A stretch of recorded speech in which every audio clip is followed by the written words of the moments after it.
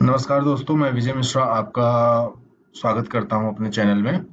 आज हम लोग एक बहुत ही इम्पोर्टेंट टॉपिक के बारे में बात करने वाले हैं और उससे रिलेटेड हम सीखने वाले हैं और ये रहने वाला है पीसफुल ट्रेडिंग। पीसफुल ट्रेडिंग यहाँ पे हम लोग फ्यूचर्स के बारे में बात करेंगे कि कैसे हम फ्यूचर्स एंड ऑप्शंस का कॉम्बिनेशन से हम अपने पोजीशंस को इतना सेफ गार्ड कर लें कि मार्केट किधर भी जाए, मार्केट क्यों न कल जीरो ही क्यों ना हो जाए, बट फिर भी हम अपने प्रॉफिट एंड लॉस, इन सबको, प्रॉफिट को तो हम मैक्सिमाइज कर सकते हैं जितना चाहे उतना, बट हमारा लॉस जो है वो लिमिटेड रहेगा। यानी कि मार्केट अगर जीरो भी हो जाए तो भी हमारा लॉस जो रहेगा वो लिमिटेड ही रहने वाला है। तो इस टेक्निक को कहते हैं हेजिंग। तो आज हम लोग हेजिंग के बारे में बात करने वाले हैं। तो चलिए एक एग्जांपल हम लेते हैं, रिलायंस। फॉर एग्जांपल, आपको लग रहा है कि रिलायंस का स्टॉक जो है वो ऊपर जाने वाला है। अब आपको पता है कि रिलायंस का अगर आप फ्यूचर बाई करना चाह रहे हैं, तो फ्यूचर अगर आप नॉर्मली बाई करना चाह रहे हैं तो आप देख रहे होंगे कि अगर ये रेट पे बाई हो रहा है जो कि करंट रेट है 1234 रुपए, 500 क्वांटिटी का इसका लॉट है, तो आपका टोटल मार्जिन लगने वाला है वो लगेगा 1,09,270 रुपए, जो कि काफी हैवी अमाउंट है सिर्फ 500 क्वांटिटी बाई करने के लिए। इसके बाद भी अगर आप परचेज कर लेते हैं, आप इतना फंड लेके अगर जनवरी का फ्यूचर आप बाई कर रहे हैं, जनवरी 2025 का 500 क्वांटिटी के साथ में, तो हर एक रुपए के मूवमेंट पे आपको 500 रुपए मिल रहा होगा। 500 का लॉट है यानी हर एक रुपए पे 500 रुपए आपको प्रॉफिट शो करेगा। बट इसी रेशियो में आपका जब मार्केट आपके अगेंस्ट जाएगा तो आपको इसी रेशियो में आपको लॉस भी शो करेगा। तो चलिए हम देखते हैं कि कैसे हम इस पर्टिकुलर सिचुएशन को कंट्रोल कर सकते हैं। अगर नॉर्मली आप स्टॉप लॉस रख सकते हैं कि स्टॉप लॉस आपने 1234 पे रखा है। अगर आपने फॉर एग्जांपल आपकी रिस्क एपेटाइट इतनी है कि आप इसका स्टॉप लॉस 1200 रुपए रख रहे हैं, तो 34 रुपए का तो एनीवेज आप यहाँ पे स्टॉप लॉस रख रहे हैं। और 34 रुपए का स्टॉप लॉस किस दिन मार्केट में आपके अगेंस्ट मूवमेंट हुआ तो 34 रुपए का स्टॉप लॉस आराम से हिट कर जाएगा।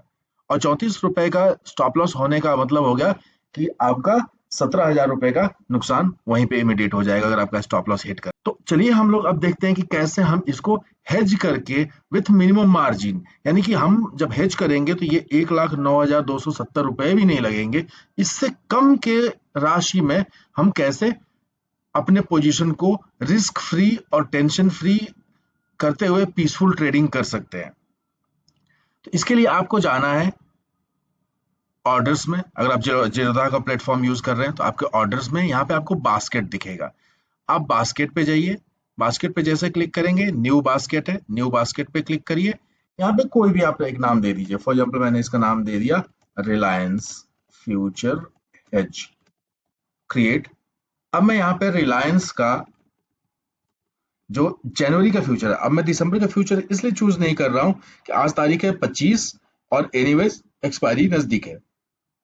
तो हमेशा कभी भी अगर आपको 15 तारीख के बाद अगर हेज बनाना रहे तो नेक्स्ट मंथ के हेज पे मूव हो जाइए, नेक्स्ट मंथ का फ्यूचर पे मूव हो जाइए। तो अब मैं जनवरी का फ्यूचर यहाँ पे मैं चूज किया 500 क्वांटिटी के साथ में।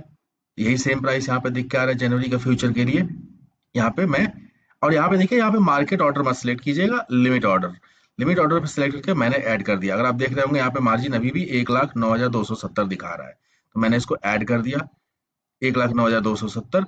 अब मैं क्या करूंगा कि अब जब आपने देख लिया कि प्राइस इसका 1,234 रुपए चल रहा है, मैं इससे थोड़ा कम का, क्योंकि हमारे मेरे पास टाइम है, तो इसके वजह से मैं एक ये फ्यूचर जब मैं बाय किया हूं तो मेरा एक्सपेक्टेशन है कि रिलायंस यहां से ऊपर जाएगा।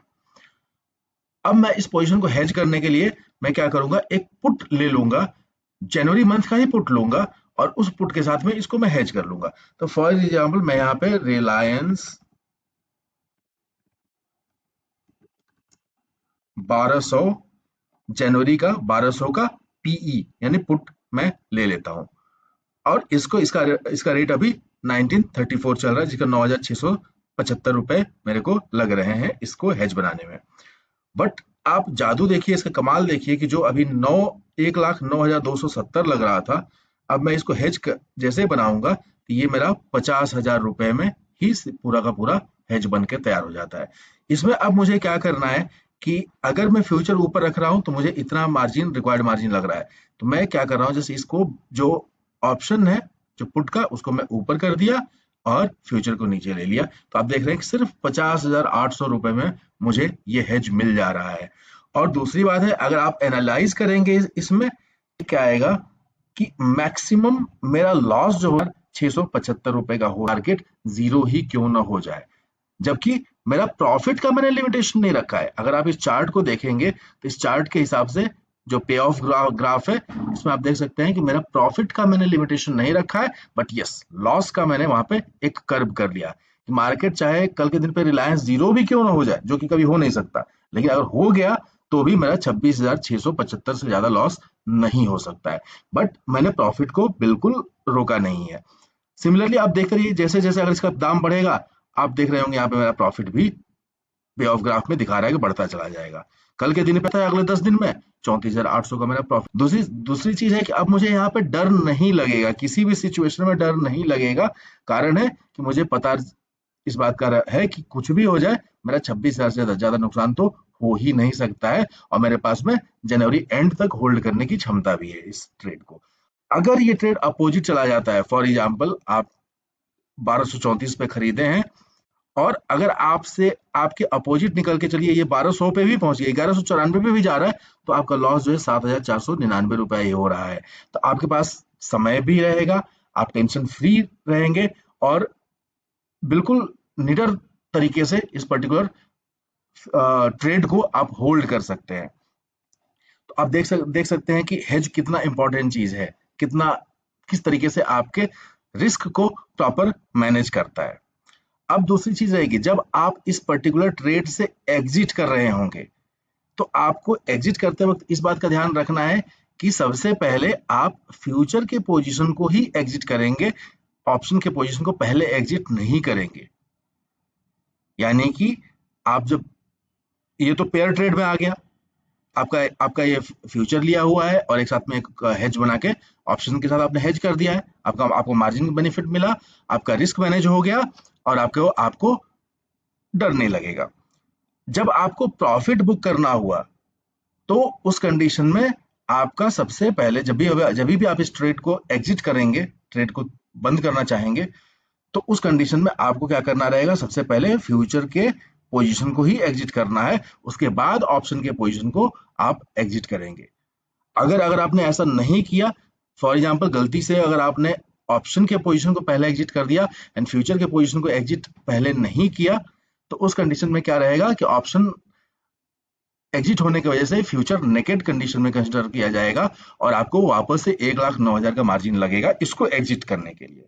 सो इट्स ऑलवेज बेटर और it's always recommended and it is always the correct way कि आप पहले फ्यूचर के पोजीशन को एग्जिट करें and then you exit the option position.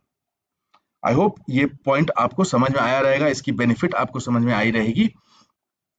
तो आगे से कोई भी अगर इस टाइप का अगर फ्यूचर का ट्रेड कर रहे हैं, तो मैं यही आप लोग को रिकमेंड करूंगा कि विदाउट हेज मार्केट में जाना बहुत ही एक्सट्रीमली रिस्की है, तो अपने आप को अपना रिस्क मैनेज करके चलिए। थैंक यू दोस्तों, अगर आपको ये वीडियो अच्छा लगा तो प्लीज लाइक कीजिए एंड सब्सक्राइब कीजिए मेरे चैनल को, ताकि कोई भी अदर इंफॉर्मेटिव वीडियोस मैं बनाऊं तो आपको सबसे पहले उसका नोटिफिकेशन पहुंच जाए। Thank you so much.